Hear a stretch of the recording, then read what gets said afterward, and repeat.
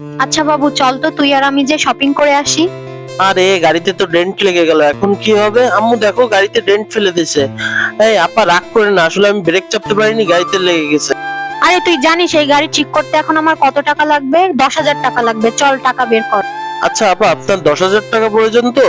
নেন, সমস্যা নেই, আপনি এই 10,000 টাকা নিয়ে রাখেন। ঠিক আছে, এত কথা বললেন না, এই 10,000 টাকা নিয়ে আপনি গাড়িটা সারিয়ে নিয়েন।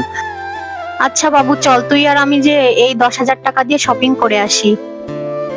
চল বাবু, এই দোকানে ঢুকি, এই দোকান থেকে তুই আর আমি শাড়ি কিনবো। আপা বসেন, আপনাদের শাড়ি দেখাচ্ছি আমি, অনেক অনেক সুন্দর সুন্দর শাড়ি আছে আমাদের এখানে। বাবু দেখো এই শাড়িটা কত সুন্দর। হায় হায়, শাড়িটা তো ছিঁড়ে গেল। আপা আমি এখন অত কিছু জানি না, আপনি এখন মালিকের সাথে কথা বলেন। কি করবেন, কি মালিকের সাথে বলেন, মালিক যা বলবে তাই। আচ্ছা, আপনি আপনার মালিককে ডাকেন, কথা বলি। আরে আপা সমস্যা নেই, এটার টাকা আপনাকে দেওয়া লাগবে। কিন্তু শাড়িটা তো ছিঁড়ে গেছে। আসলে আপা চাইলে আমি আপনার থেকে টাকা নিতে পারতাম, কিন্তু না, আমি আপনার থেকে টাকা নিব না।